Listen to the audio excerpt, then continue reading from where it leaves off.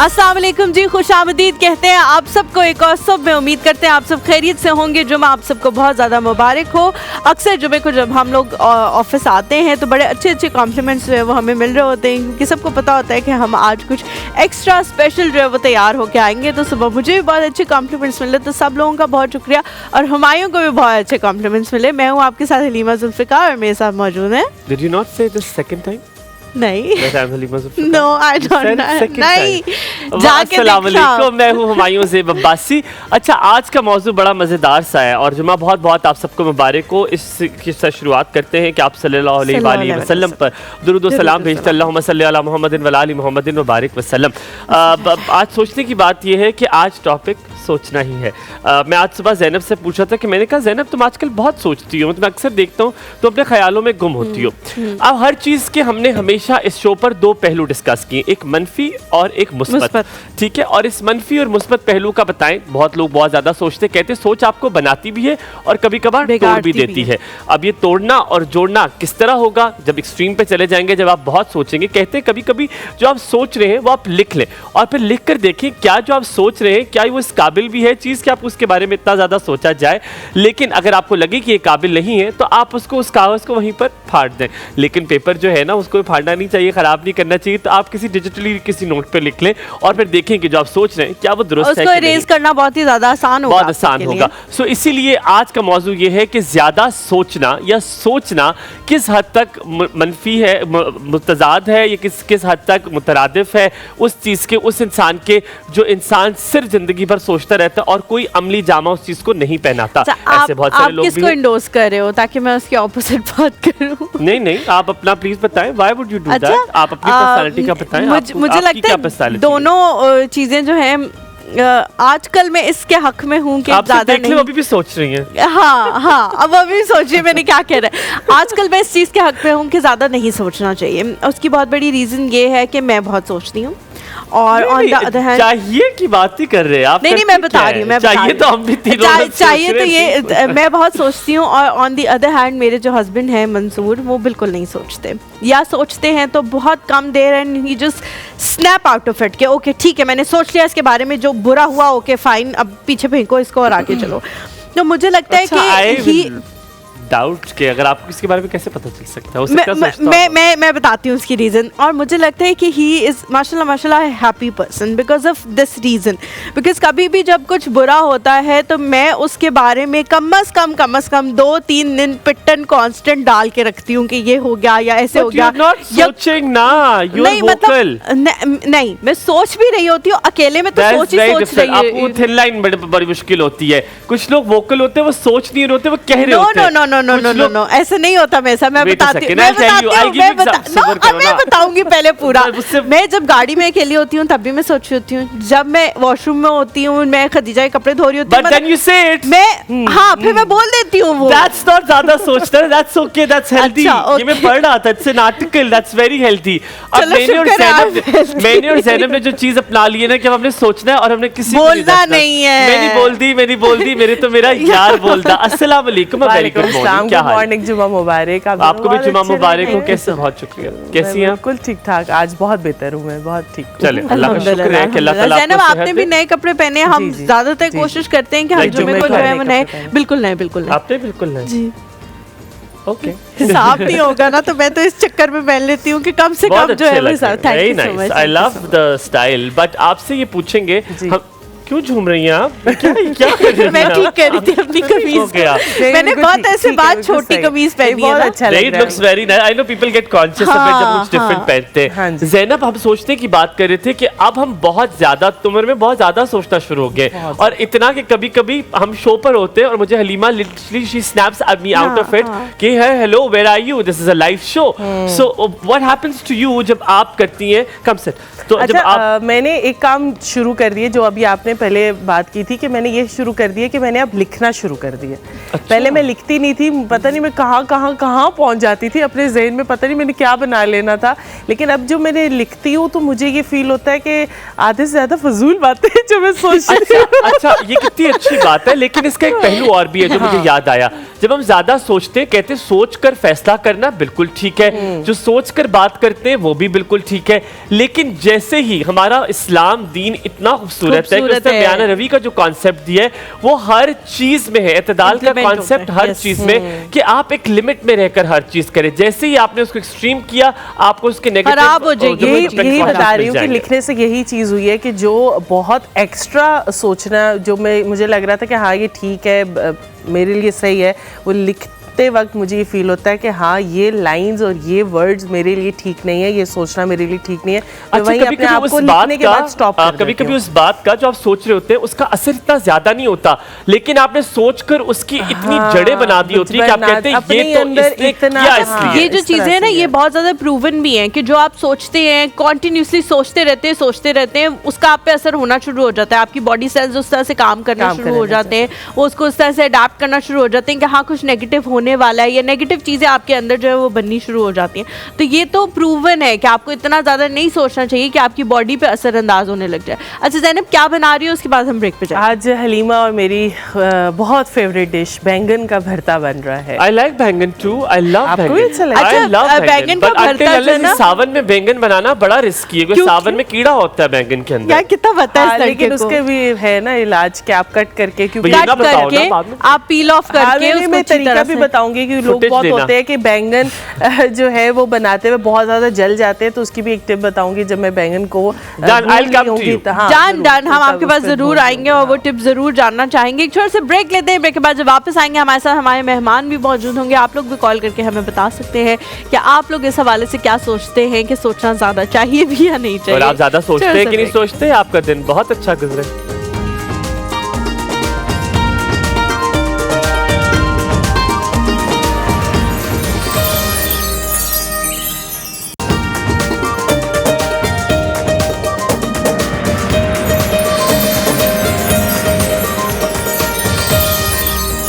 Ji welcome back to the show. Break पे जाने से पहले हम बात कर रहे थे सोच के हवाले से कि बहुत ज़्यादा कुछ लोग सोचना शुरू कर देते हैं, जिसमें अक्सर हम भी होते हैं। कुछ बातें ऐसी होती हैं जो आप पे असरअंदाज ज़्यादा होती हैं, उसके बारे में आप इतना सोचते हैं कि आप अपने आप को पॉल्यूट करना शुरू कर देते हैं, अपनी सेहत आप ख़राब करना शुरू कर देते हैं। तो खुदारा ये ना क्या करें। यहाँ पर ये बात करने का मकसद सिर्फ यही होता है कि आप लोगों को हम थोड़ा सा गाइड कर सकें कि ये चीज़ आपके लिए बेहतर नहीं है। टेलर ने बनाए कपड़े आपके?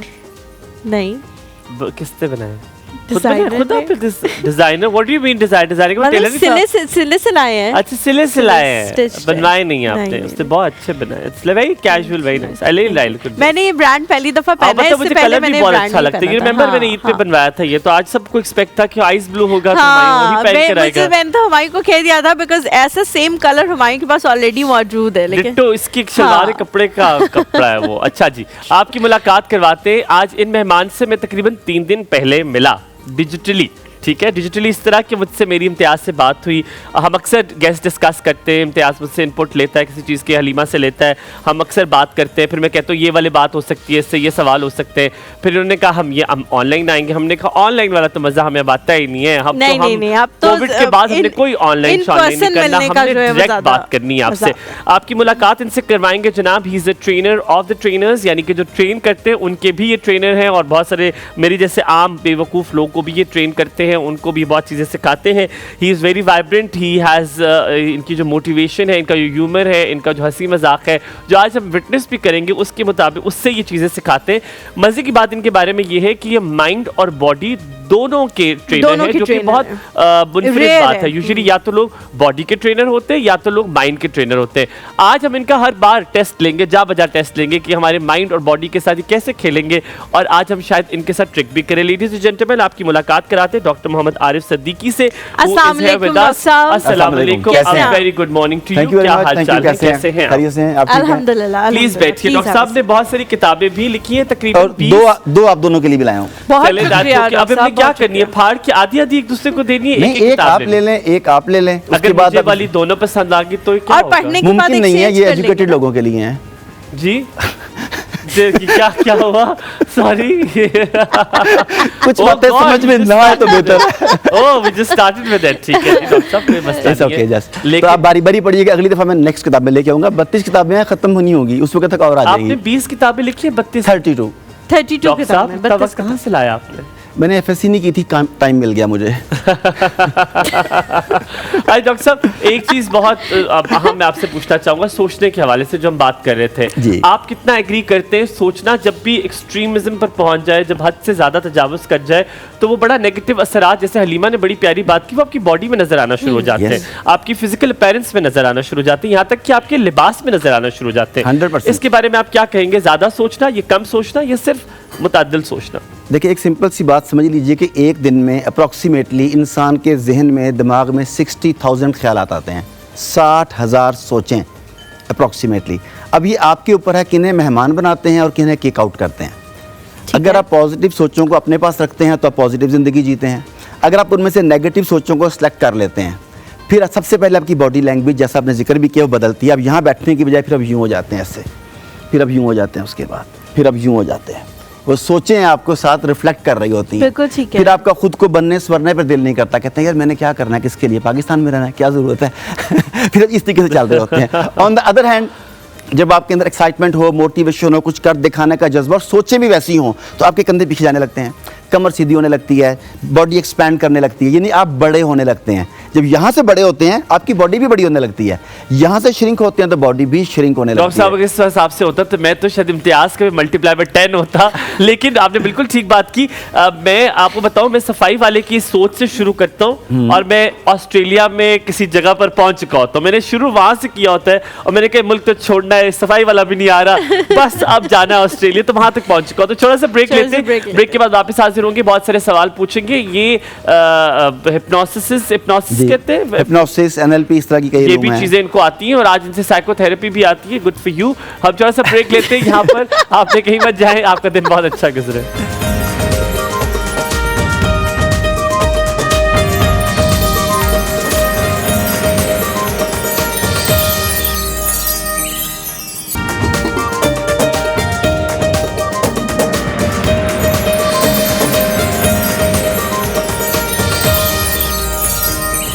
Welcome back to the show. Break से हम लोग वापस आ गए। आप लोग भी कॉल्स करके कुछ पूछना चाहें तो ज़रूर फ़ायदा उठाएं। बहुत सारे सवालात ऐसे होंगे जो मैं और हुमायूं जो हैं वो डॉक्टर साहब से पूछ के ज़्यादा से ज़्यादा फ़ायदा उठाना चाहेंगे। अच्छा डॉक्टर साहब, आपने ब्रेक के दौरान बात की ऑप्टिमिस्टिक होने की। ज़रूर होना चाहिए इंसान को ऑप्टिमिस्टिक, लेकिन मुझे लगता है कि कुछ लोग जो हैं वो ऑप्टिमिस्टिक होते होते रियलिटी को बिल्कुल भूल जाते हैं। फॉर सपोज एक मिसाल के तौर पे एक बंदा कहेगा जी मैं आज से 5 साल बाद अमीर हो जाऊंगा। बहुत अच्छी सोच है, लेकिन उसके लिए आपको कुछ करना पड़ता है। घर में बैठे बैठे आप नहीं हो सकते। लेकिन आजकल अनफॉर्चुनेटली हम देख रहे हैं कि बहुत सारे लड़के जो हैं वो घर में बैठे हुए हैं और कह रहे हैं कि जी कोई काम की नौकरी नहीं आ रही, कोई कुछ हो ही नहीं रहा, आगे कैसे बढ़ेंगे? अगर इतने ऑप्टिमिस्टिक हो जाएंगे कि रियल लाइफ को आप छोड़ ही देंगे तो फिर कैसे ये चीज़ चलेगी? अच्छा, ये ऑप्टिमिस्टिक नहीं है जो आप कह रही हैं, ये तो ड्रीम वर्ल्ड में रहने वाला, फैंटेसी वर्ल्ड में रहने वाला आदमी यूरोपिया में रहता है। इसे हम 3 तरीके से तकसीम करते हैं। एक है पेसिमिस्टिक, वो कहता है ये नहीं हो सकता। एक है ऑप्टिमिस्टिक जो कहता है ये हो जाएगा, और ये दोनों कामयाब नहीं हो सकते। ठीक है, क्यों नहीं दोनों कामयाब हो सकते? जो नेगेटिव है वो कहता है ये हो ही नहीं सकता, वो मैदान में नहीं उतरता। दूसरा ऑप्टिमिस्टिक कहता है ये इंशाल्लाह हो जाएगा। अब अल्लाह ने आके खुद तो करना नहीं, मैदान में ये भी नहीं उतरता, ये भी कामयाब नहीं होता। इन दोनों के दरमियान में है एक जिसे कहते हैं रियलिस्टिक या रियलिस्टिकली पॉजिटिव। ये आदमी जो समझता है कि ये हो सकता है, अगर मैं मैदान में उतरा और अल्लाह ताला ने अपना फजल शामिल हाल किया तो मैं कामयाब हो जाऊंगा। ठीक हो गया। तो अगर आप इस मैदान के इस माइंडसेट के साथ मैदान में उतरते हैं कि रियलिस्टिक है, मुझे अपना हिस्सा डालना है, अल्लाह का फजल तलब करना है, तब यकीनन आप कामयाब हो जाएंगे। अब दूसरा बात जो आपके सवाल का है कि हमारी यंग जनरेशन जो है वो घर बैठ के सोचती है कि पता नहीं क्या हो जाएगा, खुद ब खुद घर बैठे हुए। हम एक मस्नूई वर्ल्ड में रह रहे हैं जब से मोबाइल हमारे हाथों में आया है। वो सब समझते हैं कि चंद सेकंड की कोई एक रील शायद वायरल हो जाए और उसके बाद पूरी दुनिया में मुझे बुला लिया जाएगा, मुझे ब्रांड एम्बेसडर बना लिया जाएगा और पता नहीं क्या क्या कुछ हो जाएगा, मैं लोगों की निगाहों में आ जाऊंगा। जो कुछ इस पे दिखाते हैं वो पाकिस्तान तो क्या पूरी दुनिया की भी 1% आबादी को भी मुयस्सर नहीं है। फिर वो फैब्रिकेटेड फेसेस होते हैं, मेकअप ज़्यादा। मैं भी मेकअप रूम में बैठा हुआ था तो 2-3 किलो मेकअप ख्वातीन और 2-3 ग्राम मर्द हजरात करवा रहे होते हैं। अब वो होता कुछ और है, दिखाया कुछ और जा रहा होता है। इसी तरह जो चेहरे, जो बातें स्क्रीन पर की जा रही होती हैं वो कुछ और होती हैं। वो जो कमर में तीर लगे होते हैं, जो जख्म लगे होते हैं, वहाँ तक पहुँचते वो किसी को नज़र नहीं आ रहे होते हैं। तो ये तमाम यंग जनरेशन जो स्क्रीन पर देखती है वो समझती है कि ये पलक झपकते में मिला था। जब तक उन्हें उसके पीछे वो स्ट्रगल ना बताई जाए, उसके पीछे जो कुर्बानियां ना बताई जाएं, जो जख्म खाए, जो नाकामियां बार बार फेस करनी पड़ी, वो उन्हें ना बताई जाएं, तो वो कामयाबी की मंजिल को नहीं पहुंच सकते। I agree to this is very pertinent. जैसे कि हमें बहुत सारे लोग देखते हैं और इनको लगता है कि बस ये कल गए, इन्होंने दरवाजा खटखटाया और का उन्होंने कहा कि आप किधर थे, आपको तो मॉर्निंग पोस्ट बनाना था। So it is pertinent to talk about this. लेकिन डॉक्टर साहब मैं अब किसी और तरफ लेकर जाऊंगा, थोड़ा सा मुश्किल सवाल शायद सबके लिए। मैं कल हमें कॉन्फ्रेंस कॉल अक्सर दोस्त करते हैं तो हम उस पर बात करते हैं, तो मैंने उससे बात की तो मैंने कहा यार मुझे समझ नहीं आती कि मैं बहुत इन्वेस्ट करता हूँ लोगों में, और इतना करता हूँ लोग 2, 3, 4 साल के बाद नहीं 10 साल के बाद मुझे उनका चेहरा नजर आता है, and one day they are just gone. और आप कहते हो कि ये इंसान जिसमें 10 साल आपने गुजारे, ये हर किसी के साथ रिश्ते में होता है, शादीशुदा कपल्स में होता है कि 10 साल किसी इंसान को दिए हो और वो इंसान बड़ा अच्छा और अचानक से वो इंसान तब्दील हो जाए किसी और के आने से।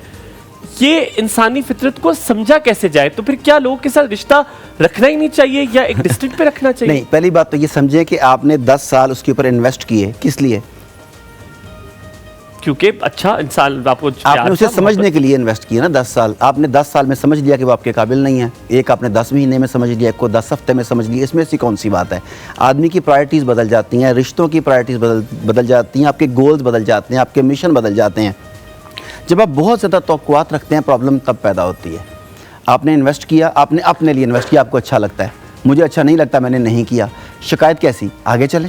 देखिए 10 साल में उसने भी इन्वेस्ट किया उतना ही जितना मैंने किया, बल्कि उससे डबल किया। अचानक मुझे देखिए, मेरा सवाल सिर्फ ये है, फिर हमें क्या करना चाहिए? इससे अखज़ क्या होता है? हाँ। क्या हम डिस्टेंट पे रहें, फिर लोगों को अपने करीब आने ही ना दें? क्योंकि अगर आपने एट द एंड हर्ट ही होना है, so then why to invest in somebody emotionally, physically, mentally? थोड़ा सा ब्रेक लेते हैं, ब्रेक के बाद वापस हाजिर होंगे इसी सवाल के साथ।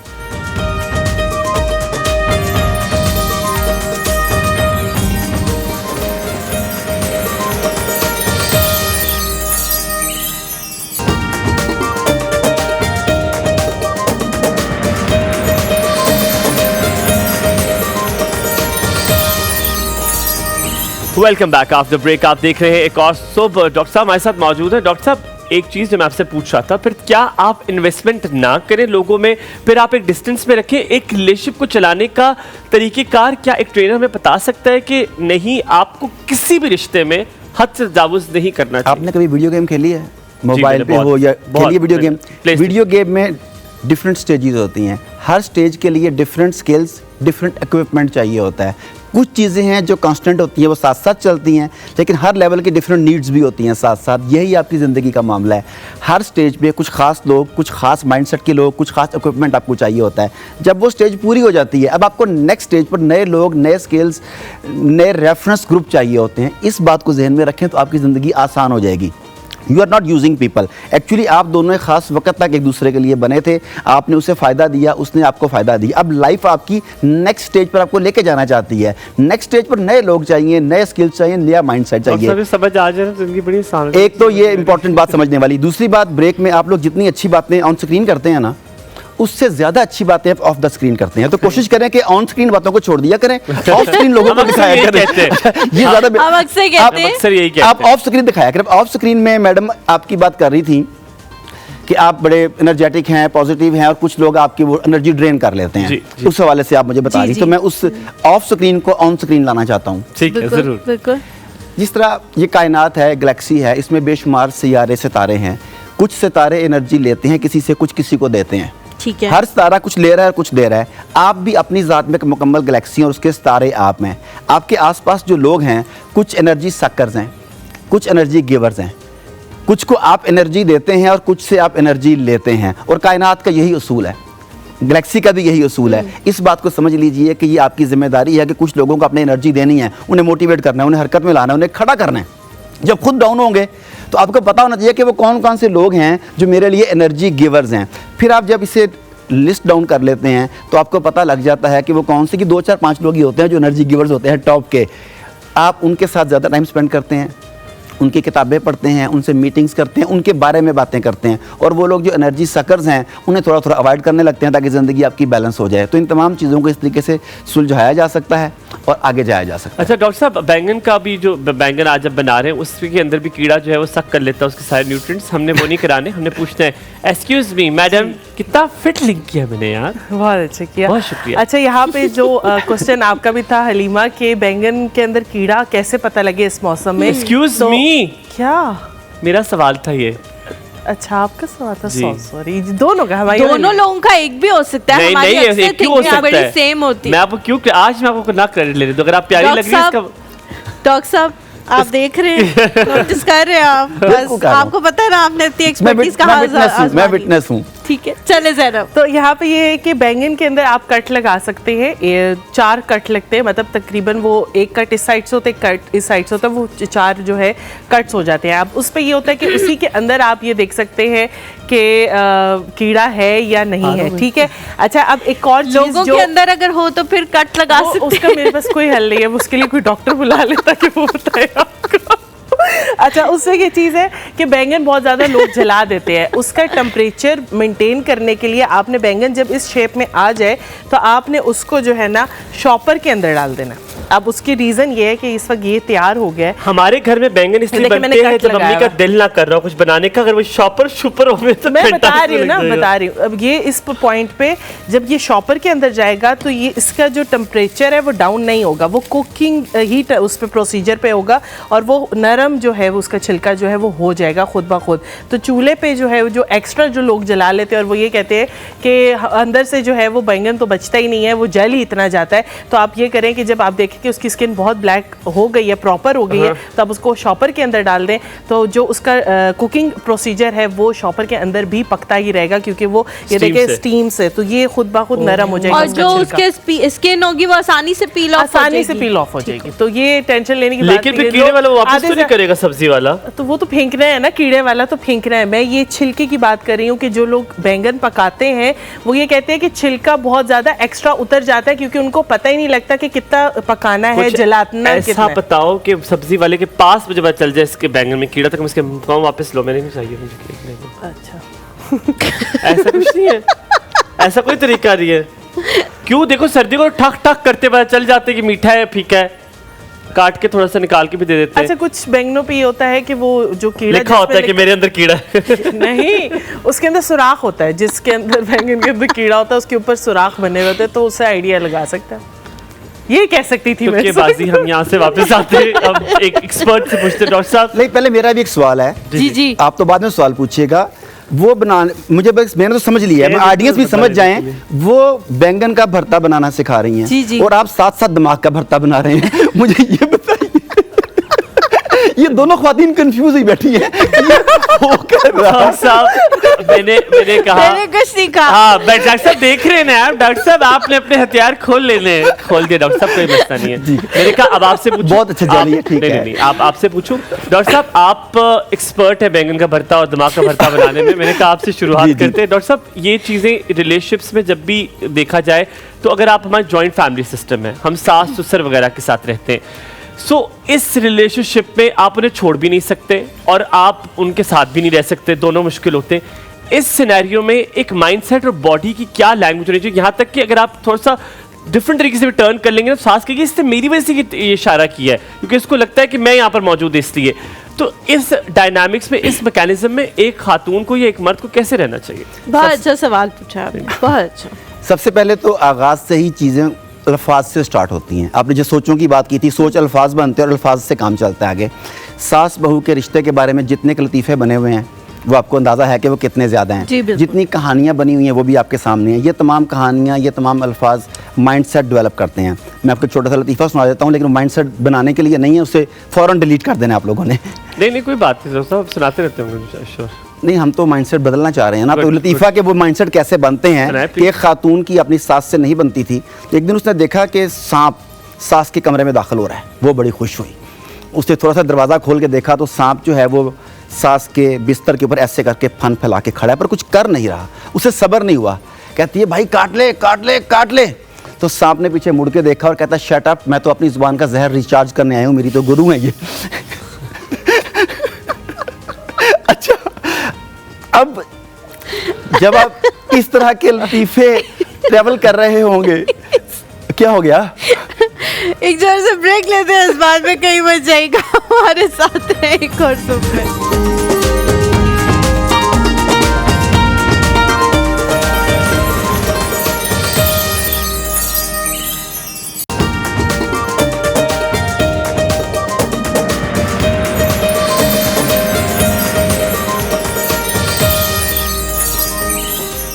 Welcome back to the show. Break के बाद एक बार फिर से जो है हम लोग हाजिर हो गए हैं। डॉक्टर साहब ने एक बड़े मज़ेदार लतीफ़े से इख्तिताम किया था सेगमेंट का, उसके बाद कोई बात करनी बनती नहीं थी। लेकिन डॉक्टर साहब जो सवाल था हुमायूं का बड़ा ज़बरदस्त था कि जी इस तरह के रिश्तों से हमारा छुटकारा नहीं है। ऐसा नहीं हो सकता कि वन फाइन मॉर्निंग हम उठे और हम कहें कि हमने किसी के साथ नहीं रहना, हमने किसी से बात नहीं करनी। आपको उन्हीं चीज़ों में रह के अपने सर्कमस्टांसिस के अकॉर्डिंगली अपने हालात को चेंज करना होता है। तो वो किस तरह से किया जा सकता है, उसको कैसे समझ रहे हैं? देखिए, सबसे बड़ा टूल जो है ना हमारे पास वो कम्युनिकेशन है। ये इतना बड़ा टूल है कि सैयदना मूसा अलैहिस्सलाम जब फ़िरौन के दरबार में जाते हैं तो अल्लाह ताला से एक ही चीज़ मांगते हैं, रब्बी इश्रह ली सदरी व यस्सिर ली अमरी वहलुल उक़दतम मिन लिसानी यफ़क़हू क़ौली। यही है ना? बिल्कुल। तो अगर हम इसके ऊपर गौर करें तो ये इतना अहम है। मैं थोड़ी और इसकी अहमियत बताता हूँ। सैयदना रसूल करीम सल्लल्लाहु अलैहि वसल्लम से मंसूब है कि बाज़ कलाम सहर होते हैं। सैयदना जाफ़र तैयार जब हबशा पहुँचते हैं तो उनका एक नजाशी के दरबार में खिताब तारीख़ का धारा बदल देता है। बिल्कुल। जंग मौता में जब शिकस्त का शिकार थे खालिद बिन वलीद अलम उठाते हैं तो क्यों उनकी खिताबत उसने उनमें दोबारा जोश और जज्बा भर दिया। तो अगर इतने बड़े बड़े मामलात गुफ्तगू से अल्फाज की सही सिलेक्शन से बदल सकते हैं तो मेरा ख्याल है कि ये रिश्ता भी बदल सकता है। लेकिन हमें जिसमें लतीफ़ा जो सुनाया था इस पॉइंट ऑफ व्यू से सुनाया था कि लोगों के जहनों में ये बताया जाता है कि सास और बहू कभी भी एक नहीं रह सकते, सास और बहू इकट्ठे नहीं रह सकते, नंद और भाभी इकट्ठे नहीं रह सकते। हमारी कहानियाँ ऐसी हैं, लतीफ़े ऐसे हैं, घरों में डिस्कशंस इस तरह की होती है। अगर इस डिस्कशन का मोड चेंज कर दिया जाए, एग्जाम्पल्स चेंज कर दी जाएँ, माँ बाप लोगों को बताने लगें तो फिर मामलात बदल सकते हैं। देखिए अल्फाज कितना असर डालते हैं। अपने जगह जगह पे इश्तिहार लिखे देखे होंगे। आप मैरिड हैं? जी नहीं, मैं am not. How lucky you are. अच्छा अब जगह जगह इश्तिहार लिखे होते हैं, जालिम शौहर कदमों में, सास को काबू में करने के तरीके, शौहर को काबू में करने के तरीके, बीवी को काबू में करने के तरीके। क्या कभी ये देखा है कि शौहर को खुश करने के तरीके, बीवी को खुश करने के तरीके, सास को खुश करने के तरीके? आप दूसरों को काबू में करने की बजाय कि मैं ये तरीका सीखूं कि अपने इन लाज को काबू में करूं, आप लोग ये क्यों नहीं सीखते कि उसे खुश कैसे रखा जाए? शौहर और उसकी माँ ये सोचे कि बेगम को जो आ रही है नई, उसे खुश कैसे रखा जाए, और बेगम ये सोचे कि मैंने इन लोगों को खुश कैसे रखना है। मगर घर में जो बातें होती हैं वो काबू रखने की होती हैं। तो अगर हम ये बातें बदल दें, एग्जाम्पल्स बदल दें तो फिर माइंडसेट चेंज होगा। अच्छा, इसमें हुमायूं अगर आप इजाज़त दें, एक छोटी सी चीज़ जो है वो मैं पूछना चाह रही हूँ। डॉक्टर साहब, आपने हम सुबह से सोच के हवाले से जी बिल्कुल, ये सोचिए अभी एट टाइम्स क्या होता है कि जब मेरी शादी हुई तो मुझे मेरे पेरेंट्स ने बहुत ज़्यादा कहा कि जी आपसे किसी को शिकायत नहीं होनी चाहिए, कोई आपके बारे में ये ना कहे कि जी गलत जगह शादी हो गई, गलत घराने में शादी हो गई। ये चीज़ यहाँ तक नौबत कभी नहीं पहुँचनी चाहिए। मेरी जो दोनों बड़ी बहनें जिनकी शादी हुई है उनको भी इसी तरह के लेक्चर जो है वो एक टाइम पे मिले जब शादी हमारी करीब आई। एट टाइम्स क्या होता है, आप तो कुछ और सोच के जाते हैं लेकिन माशरे में कुछ ऐसी चीज़ें होती हैं कि लोग जो हैं वो हमेशा समझने लग जाते हैं कि जी हाँ जी, अगर हम इन्हें थोड़ा सा भी स्पेस देंगे ना, ये सर पे चढ़ जाएंगे, हम इन्हें कुछ इस तरह का करेंगे, ये आगे से और बढ़ जाएंगे। और एट टाइम्स आपने किसी की मिसाल देखी होती है कि जी भाभी आई, उसने बड़ा जुल्म किया, वो बड़े भाई की बीवी थी, उसने बड़ा जुल्म किया, सब कुछ किया, तो आप अपने रिश्ते के बारे में भी वही सोचना शुरू कर देते हैं। उस सोच को कैसे ख़त्म किया जा सकता है कि नहीं, अगर कोई और हमारे फैमिली में आ रहा है तो हम उसे भी अपनी फैमिली का पार्ट समझें, उसे भी अपनी फैमिली का हिस्सा समझें, उसको एक अलग एंटिटी ना बना दें। देखिए जिस तरह आपके पेरेंट्स ने आपको बताया, इसी तरह ये मैसेज है ना सबको कि तमाम पेरेंट्स अपनी बेटियों को ये मैसेज दें। इसी तरीके से तमाम लड़के की जो माएँ हैं वो अपने लड़के को ये वाला मैसेज दें। एक सीरत कॉन्फ्रेंस में मुझे एक दफ़ा बुलाया गया, तो सीरत कॉन्फ्रेंस में गुफ्तगू चल रही थी, मैंने एक सवाल उठाया उनसे। मैंने कहा कि सैयदना रसूल करीम सल्लल्लाहु अलैहि वसल्लम की ज़िंदगी में बेशुमार केसेस उनके सामने आए।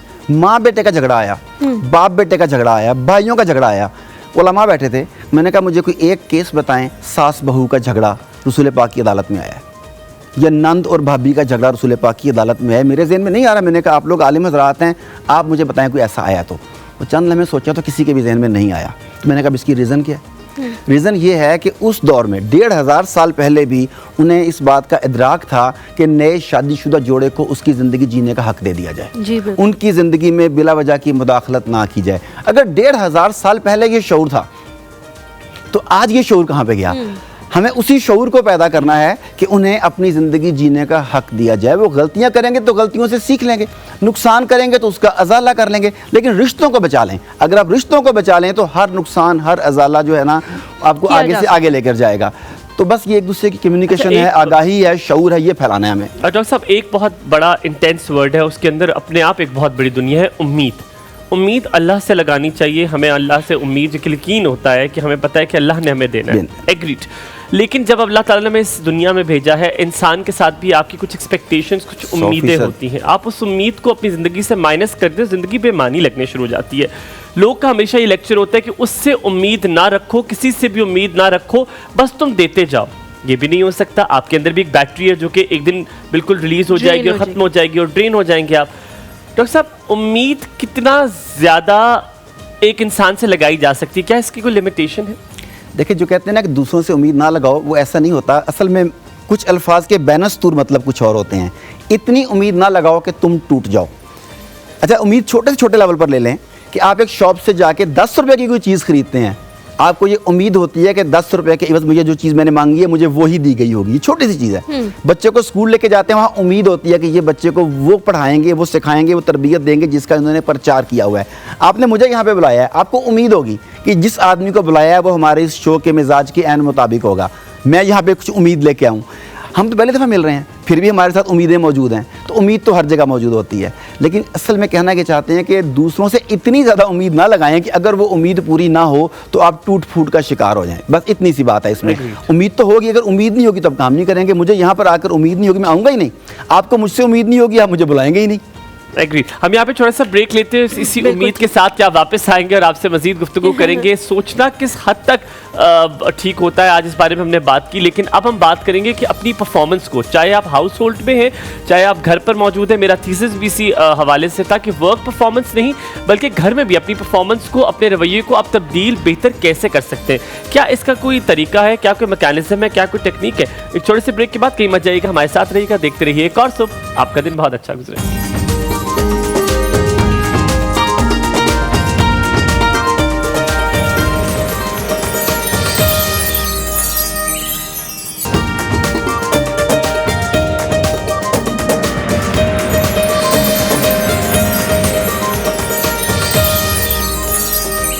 लगती नहीं होगी ना। हम नथिया गली की बात कर रहे थे। मैंने इसे बताया हलीमा को कि I want to go to Nathia Gali, और मैंने कहा वो कह रही है कि खुद चले जाओ ड्राइव करके। तो मैंने कहा यार वो मुझे ना उसकी रोड की खास जगह सड़क है, वो बड़ी गुमनाम सी सड़क है और बड़ा वहाँ पे हवाकियात मैंने सुने हुए हैं कि वहाँ पे कोई चीज़ है। तो मुझे डर लगता है कि अगर मैं अकेला गया तो कोई चीज़ मुझे ले ही ना जाए। तुम्हें नहीं लेके जाएगी तो मैं वापस छोड़ जाएगी। नहीं मुझे नहीं चाहिए। अच्छा, coming back to you doctor साहब, आपने वैसे कहा था कि आप ब्रेक से आके सवाल करेंगे। मैंने ब्रेक से आके सवाल परफॉर्मेंस के हवाले से पूछा था। मेरा थीसिस भी उसके हवाले से था कि work life performance, work life balance कैसे किया जाए। बड़ा मुश्किल होता है आजकल की ख़वातीन का हम ज़्यादा स्पेसिफिक करते हैं, और मर्दों के लिए बड़ा मुश्किल होता है कि वो कैसे बैलेंस आउट करें। बीवी को भी वक्त देना है, माँ भी मांग रही है, वालिद की भी कह रहे हैं काम करना है, बच्चे भी आस्किंग फॉर टाइम, ऑफिस वाले भी कह रहे हैं वक्त देना है, दोस्त यार भी कह रहे हैं यार तू तो वक्त ही नहीं देता जब से शादी हुई है। इस सारे को वर्क लाइफ बैलेंस कैसे करें, और फिर इतनी परेशानियों के साथ एक मर्द ने साथ में अपनी परफॉर्मेंस भी बेहतर रखनी है ताकि उसका जो सर्वाइवल ऑफ द फिटेस्ट है वो रहे ऑफिस में। यस, तो इसके हवाले से बताइए कि आप परफॉर्मेंस के हवाले से बात करते हैं। सबसे पहले तो इंपॉर्टेंट चीज़ ये है कि ये समझें कि आजकल की work life near to slavery है। अब ये 24 घंटे होते हैं आपके पास और आपको 28 घंटे काम करना होता है, कि नहीं ख्वाब भी आपने उसी के देखने होते हैं कि मैंने सुबह ये करना है, कल मैंने ये करना है। अब ये आपने बाउंड्री सेट नहीं की शुरू में। आपने ये कहा कि ठीक है, चूँकि मुझे कैरियर चाहिए, मुझे जॉब चाहिए, मुझे आगे जाना है। आपने हर चीज़ को yes sir yes sir yes sir कहा, आपने नो कहना सीखा ही नहीं। अच्छा, नो कहना बहुत इंपॉर्टेंट है। हम कहते हैं कलमा तैयबा पढ़ लो, तो वो आगाज़ कहाँ से होता है? नो से। ला इलाहा इल्लल्लाह, नहीं कोई माबूद। अल्लाह बाद में इकरार करवाता है अपना, पहले जितने भी गैर माबूद हैं उनका इकरार करवाता है, इनकार करवाता है। सबसे पहले चीज़ ना करना सीखें। No to irrelevant tasks, no to irrelevant burden, no to irrelevant responsibilities. No, जब तक आप नो कहना नहीं सीखेंगे, सब वो कान पकड़कर आपको कहेंगे आप खुदाफिज हो जाए। अगर आप लोग जैसे हमारे अपने भी इस चीज़ों में हम बहुत सारी चीज़ें वो करते हैं जो हमारे जो जेडी में नहीं अगर आप नहीं कर सकते तो फिर आप वर्क लाइफ बैलेंस का ख्वाब फिलहाल दिल से निकाल दें, ख्वाब बनाएं और आहिस्ता आहिस्ता उस चीज़ को क्विट करें जो आपको नो कहने से रोकती है। ये तभी मुमकिन है। लाइफ की प्रायोरिटीज़ बनाएं। जब आप प्रायोरिटीज़ बनाएंगे टॉप 10, तो उनमें देखें कि आपने वर्क को कहाँ रखा है, फैमिली को कहाँ पे रखा है, आखिरत को कहाँ पे रखा है, उसे आप लिस्ट बना लें।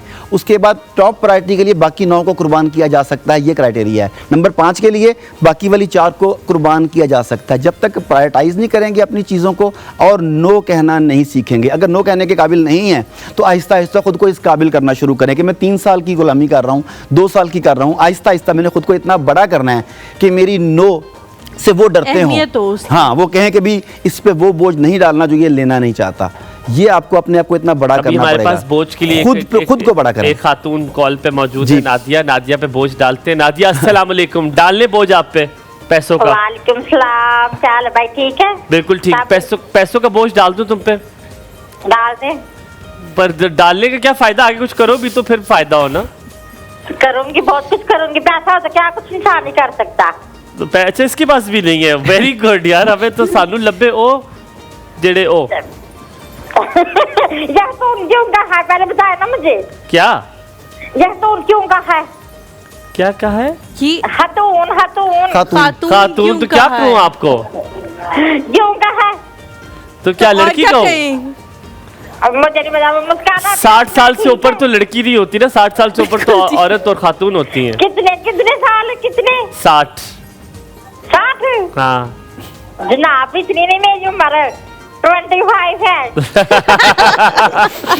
जरूर नादिया, ऐसा ही तुम है। ना वैसे सच्ची पक्की इसकी बहन हो। बिल्कुल, तुम्हारी सारी हरकत तो सकदार जो है ना वो बिल्कुल इस वाली।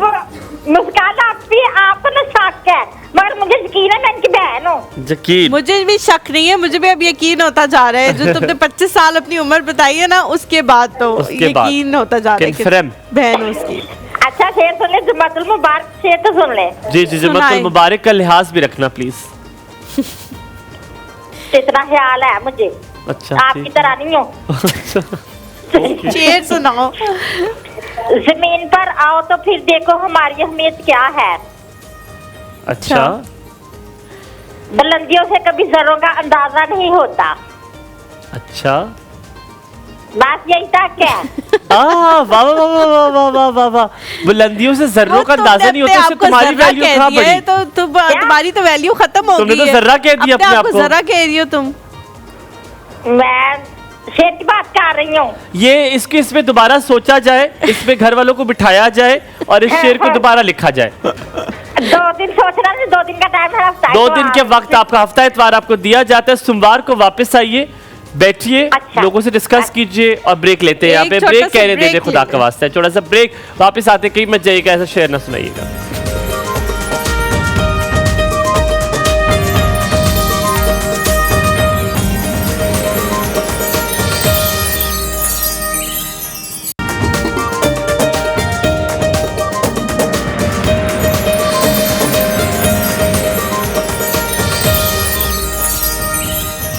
Welcome back to the show. मैं एक सवाल बहुत देर से पूछना चाह रही थी, लेकिन मैंने फिर बाद में सोचा कि इसको एंड के लिए मैं रखूंगी। तो डॉक्टर साहब, किसके एंड के लिए? हमायों का एंड होगा?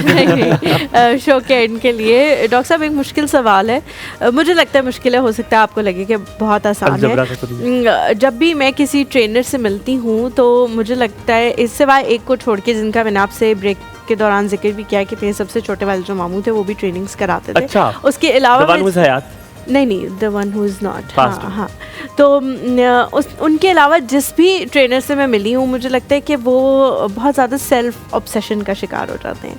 इसकी कोई ख़ास वजह है? वो अपने आप को ये समझने लगते हैं कि हमें सब पता है और बाकी जो हमारे आगे सामने बैठा हुआ है उसको कुछ पता नहीं है, और हमने जो है वो हम CSS वाले लोगों को भी ट्रेनिंग्स देते हैं, हम मिलिट्री वाले लोगों को भी ट्रेनिंग्स देते हैं, हम टीचर्स को भी ट्रेनिंग्स देते हैं, हम सबको देते हैं। तो इसलिए मुझे सब कुछ पता लग गया है, और आप जो हैं वो अभी उम्र के इस हिस्से में हैं या करियर के इस हिस्से में कि आप तो बहुत नीचे कहीं पस्ती में हैं और मैं कहीं बहुत हलीमा, आपने इतनी कोई प्यारी बात हाईलाइट की है। मैं ये अब सोच रहा हूँ, मैंने कभी ये नहीं सोचा। नहीं, मैंने बहुत सारे ट्रेनर्स को देखा, they are so full of themselves. तो इसकी रीजन क्या है? 2 हैं। एक तो आपने ट्रेनर नहीं देखे होंगे, मोटिवेशनल स्पीकर्स देखे होंगे खाली, जिनका काम सिर्फ हवा भरना होता है, दैट्स इट। एक तो ये बात है। दूसरा, ये बात दुरुस्त इसलिए है कि स्टेज की चमक, कैमरों की चमक हर आदमी आपके पास तस्वीर लेने के लिए आ रहा है, सर मैंने एक सेल्फी बनानी है आपके साथ, हर आदमी आपके साथ ऑटोग्राफ लेना चाह रहा है, वो आपको थोड़ा सा ना बूस्ट करती हैं चीज़ें, और आदमी ये समझने लगता है, इस मुगालते का शिकार हो जाता है। मुगालता असल में ये,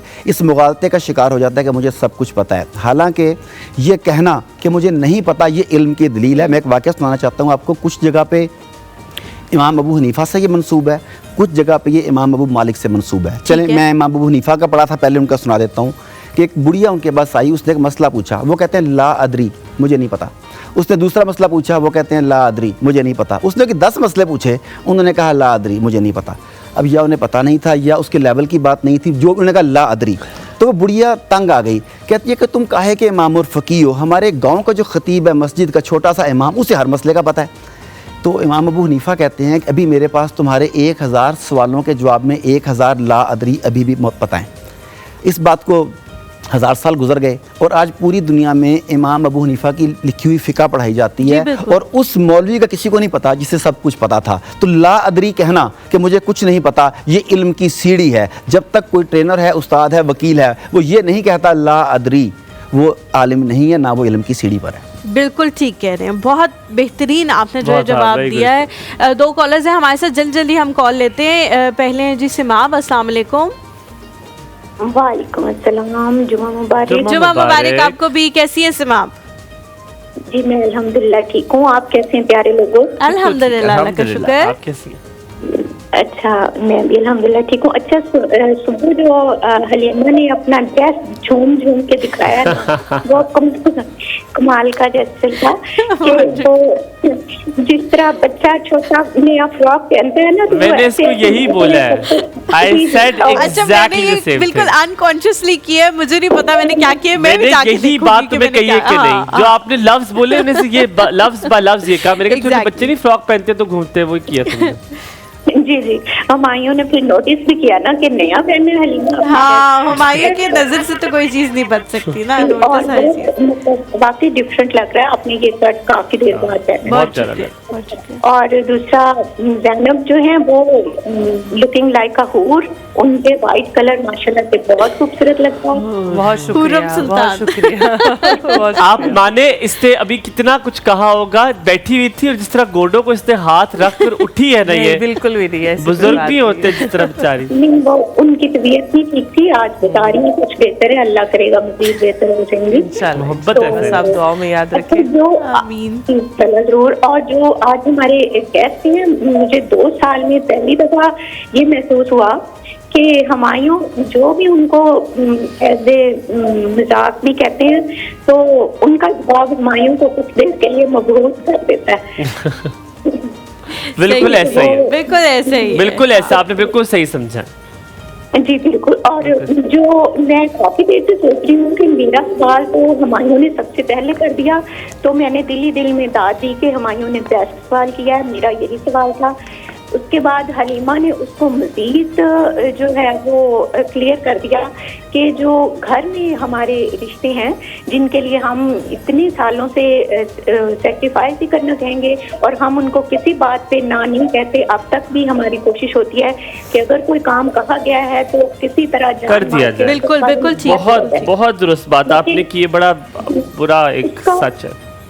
आंसर नहीं मिला मुझे कि उसमें हमें क्या करना चाहिए। उन्होंने बताया तो सही वापस कि- आके पूछते हैं, हम वापस आके दोबारा पूछते हैं। Very right, will take that answer of course, which we gonna take छोटा सा ब्रेक है।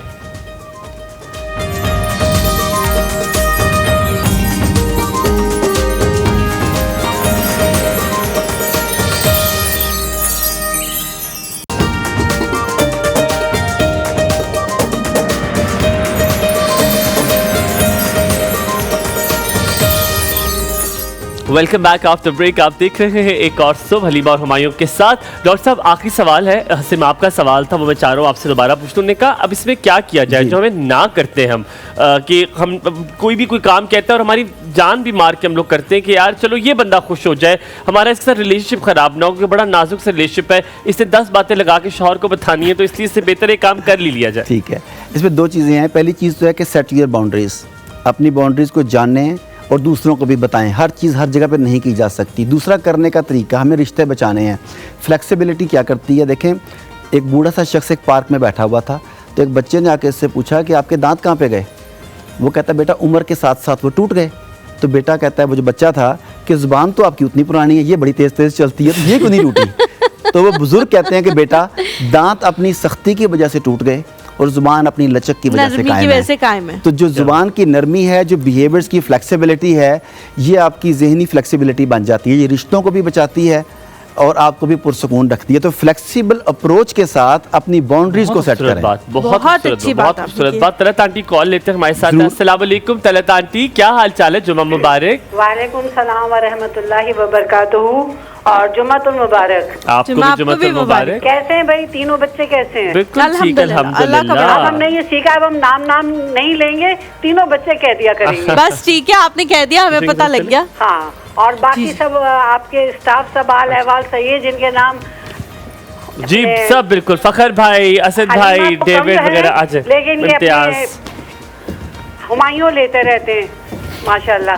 जी, अच्छा आप हुमायूं, आज एक बात सुनिए आप लोग, आप भी बेटा।